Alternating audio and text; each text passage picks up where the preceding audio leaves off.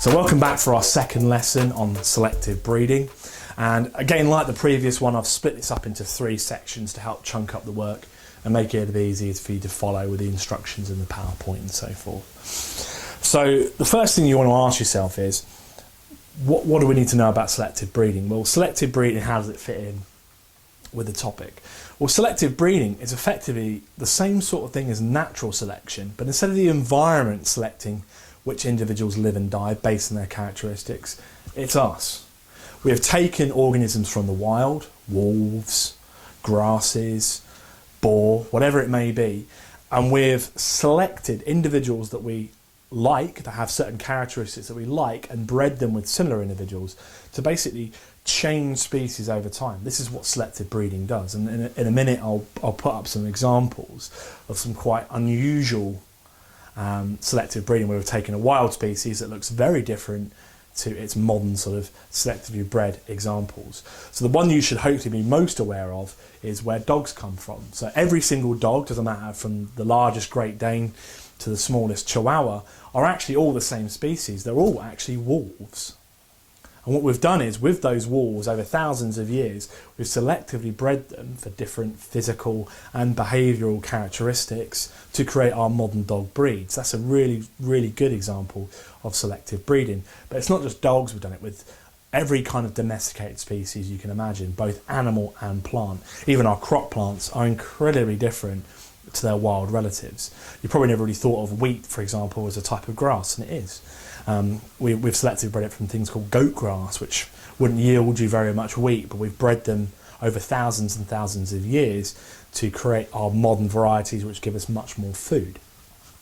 So the first task in the first section is kind of like an introduction to selective breeding, and I want you guys to think about what sort of characteristics, beneficial characteristics we might be looking for in animals and in plants. Now with the animal section, think about both pets, what we might look for in an ideal pet, as well as for farm animals. Obviously we're not picking them for being cute and cuddly, we're looking for them for particular reasons.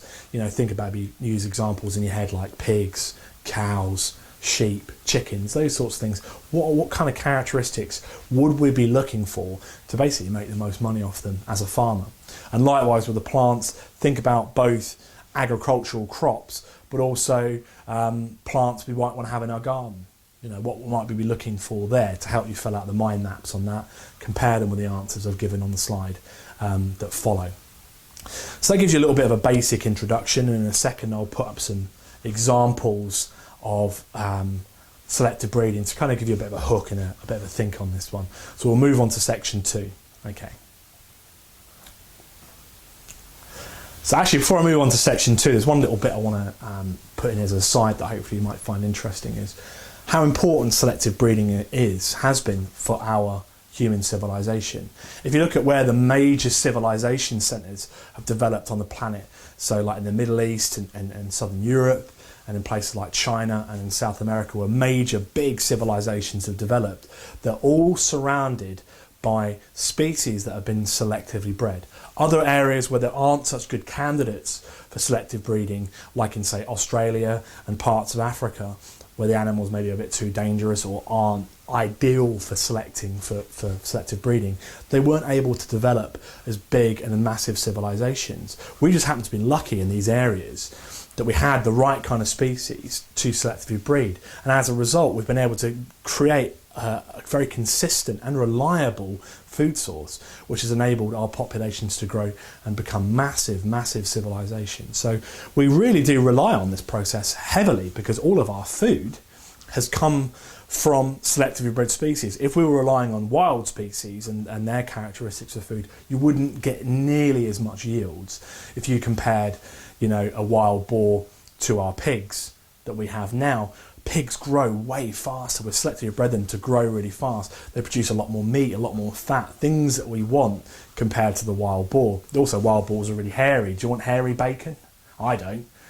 Mr. Stokes likes hairy pork scratchings. I've seen him knock them down. I mean, he's pretty weird, but That's neither here nor there. But obviously with selective bred pigs not to have all that hair, because we don't want hairy pork scratchings. I mean, Stokesy probably likes the wild boar. We'll see. So let's actually now move on to section 2, which is all about how do we actually do the selective breeding process. Okay, so welcome back to section 2. So in the selective breeding process, I'm going to cut to an image now and talk you through the different stages. So what you would do is you would look at your animals you've got available. In this example, we've got some sheep. And I would look for sheep that have the desired characteristics I want. That might be they might produce more wool, or they're bigger, fatter, so more meat, etc., or even both. And I would find other individuals with those same characteristics. I would then breed them together. That's sort of step 1. Select your individuals and breed them. Then I would look at their offspring. And now, because of how meiosis and sexual reproduction works, we know that it introduces genetic variation. So not all of the offspring are going to have the desired characteristics we want. Some of them won't. Some of them might be really skinny or not produce enough wool, whatever it may be. So what we'll do is we'll select the offspring that have the desired characteristics and breed them together. Okay? So if we keep repeating this process over many generations, eventually what we end up with they breed true, or they will always produce offspring with those certain characteristics. We see this with dogs, with your pedigree breeds. You know, if I breed a German Shepherd with another German Shepherd, I will have puppies that are all German Shepherds. They all have those characteristics. I'm not going to have a Dalmatian in the mix or a Bulldog. That's just not going to happen, because I've selected them over many, many generations to have these particular characteristics.